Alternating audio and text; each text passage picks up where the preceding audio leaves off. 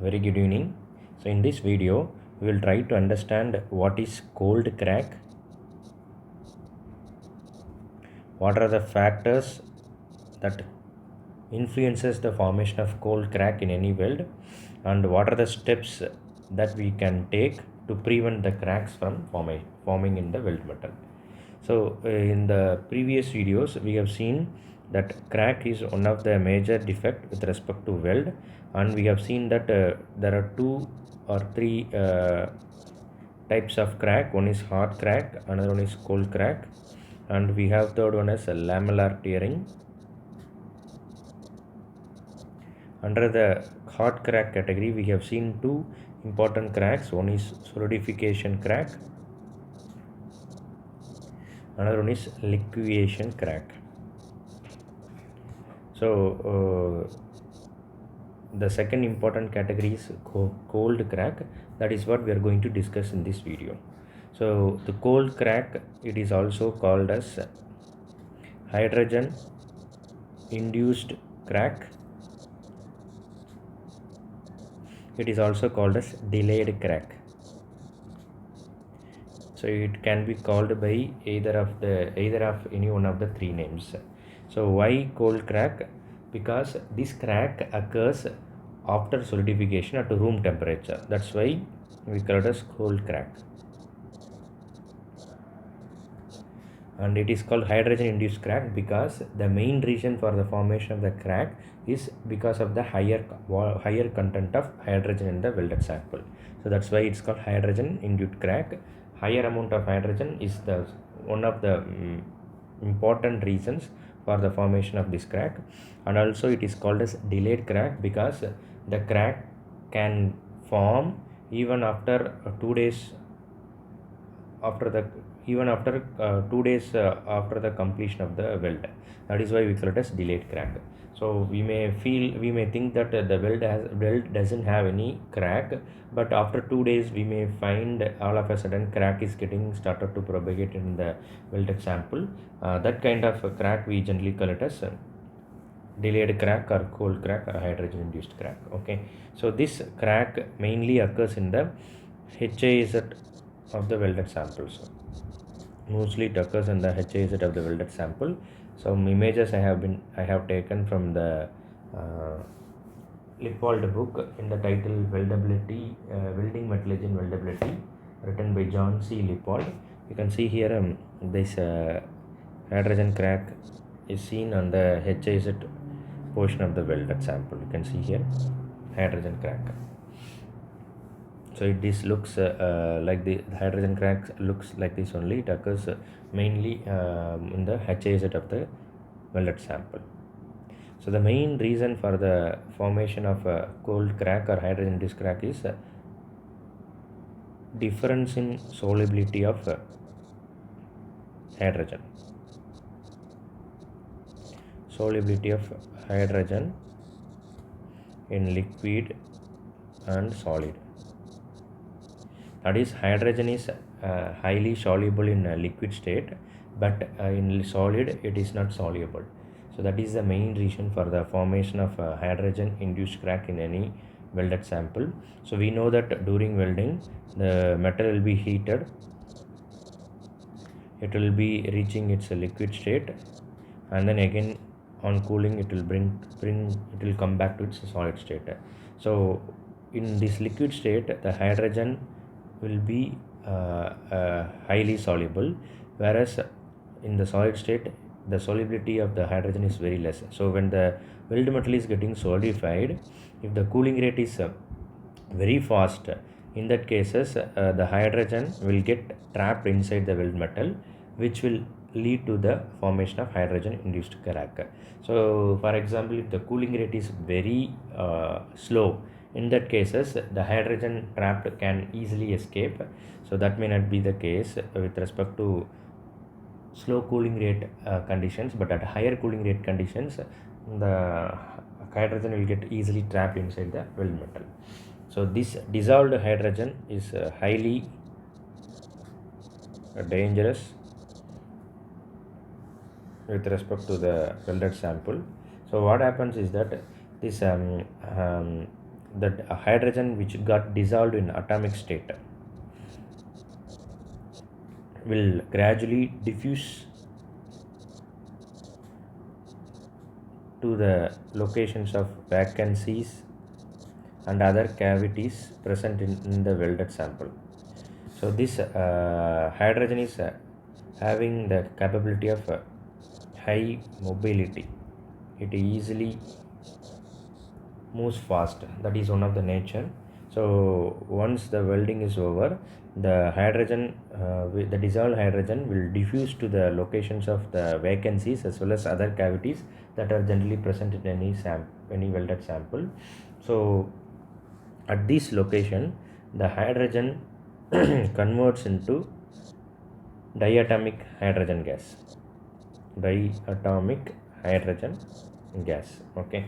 So with time, with the gradual increase in time, the hydrogen present at these vacancies will get converted into diatomic hydrogen gas. Okay.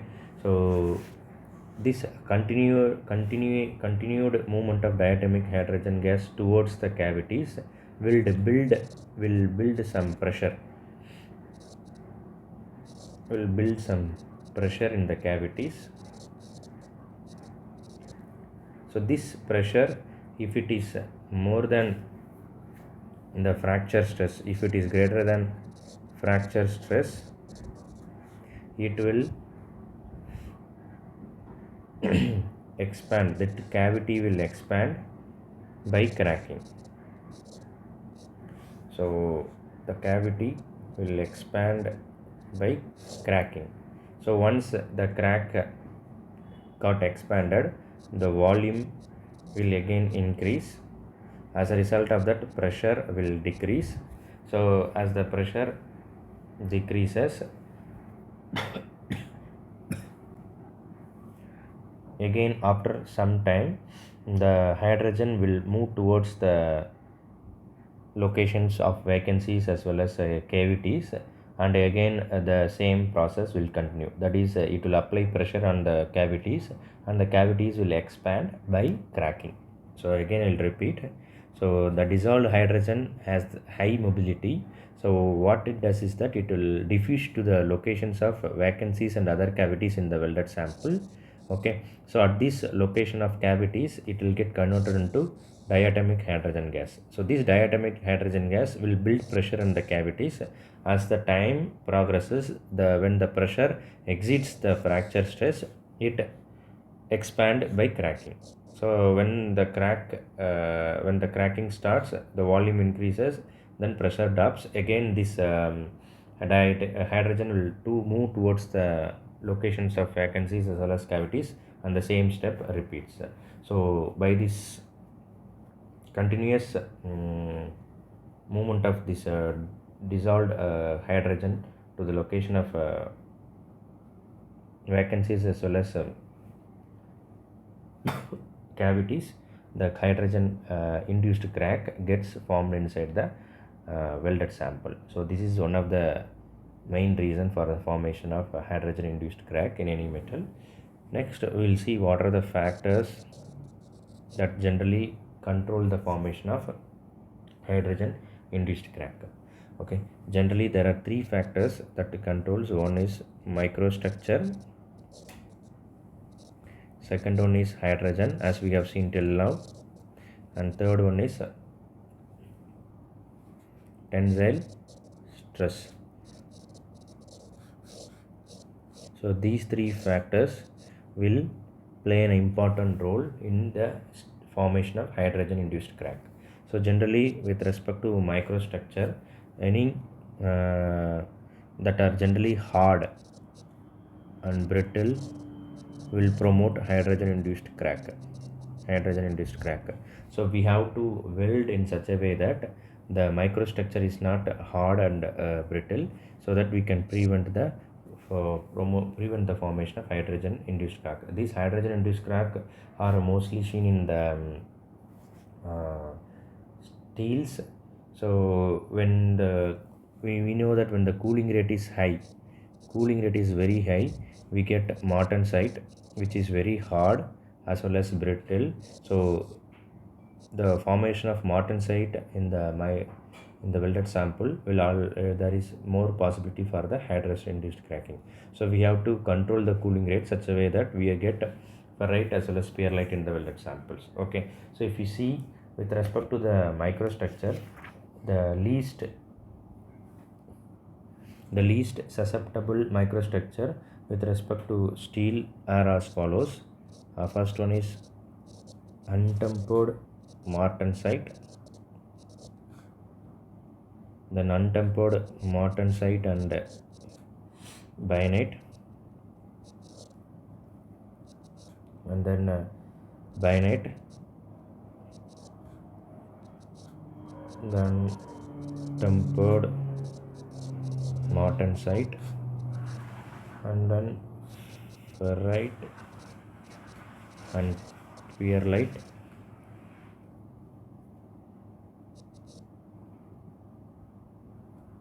then acicular ferrite, and finally austenite.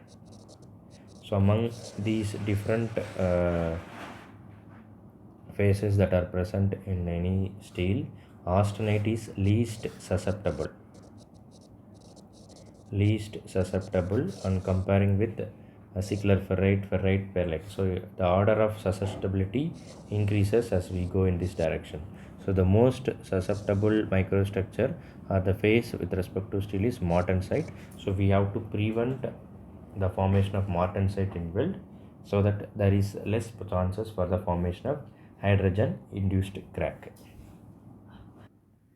So next important factor is as we have seen from the beginning, that is the presence of hydrogen.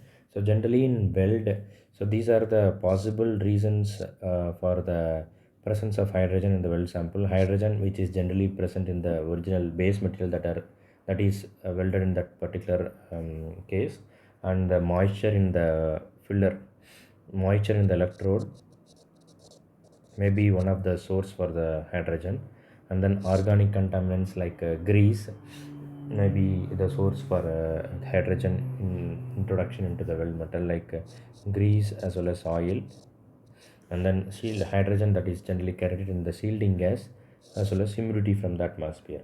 So these are all some of the factors that contribute to the hydrogen content inside the weld metal. So generally if the hydrogen content is 15 milliliter per 100 gram of weld metal deposited. If it is greater than 15 milliliter for 100 gram of weld metal deposited, then the possibility for cracking is very high. Okay, so this is the quantification of hydrogen. At what value of hydrogen generally the hydrogen induced crack occurs, that is 15 ml per 100 gram of the weld metal deposited. So we have to minimize the hydrogen content less than 15 ml per 100 gram. That is one of the important things we have to keep it in mind when you are carrying out the welding. So next, third important thing is tensile stress.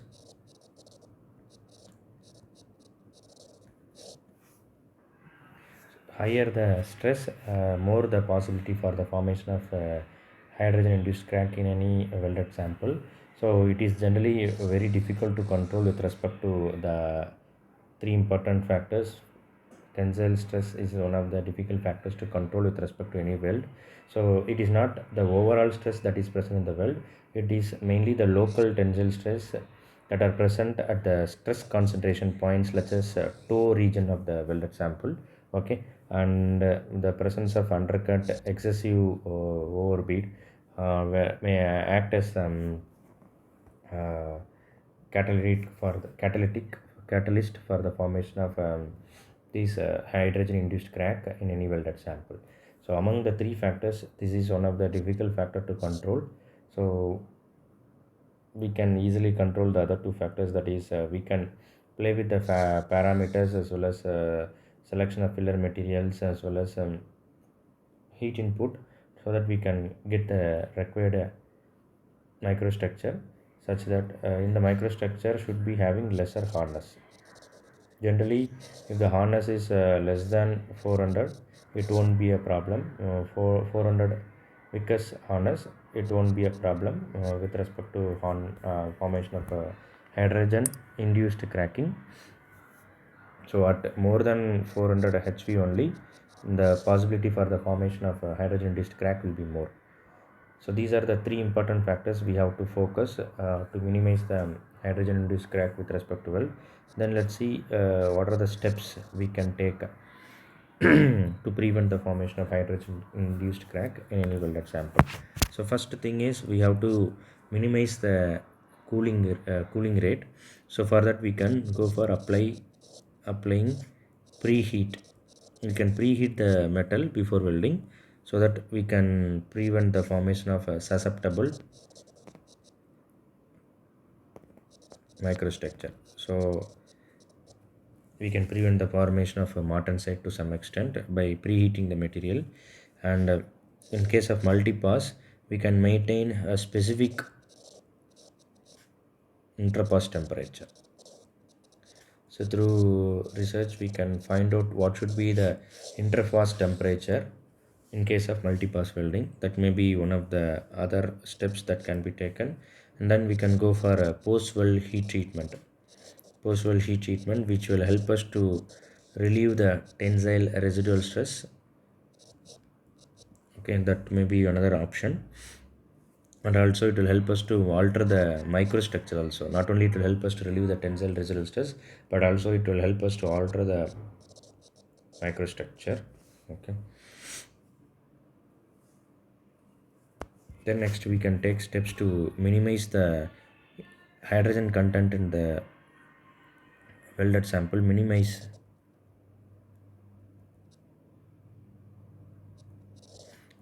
hydrogen content by selecting the proper consumable. Okay, and then using with respect to field and mortar arc welding process, we can use basic covered electrodes instead of cellulose type of electrodes. Basic electrode instead of cellulose. So we have seen different types of electrodes in the previous videos. So in that, basic and cellulose are one type of electrode. So we can prefer basic electrode instead of cellulosic electrode to minimize the hydrogen content of the overall welded sample. Next we can go for a multi-pass instead of going for a single pass and increasing the heat input. So we can go for multi-pass because that will help us to minimize the formation of a susceptible microstructure.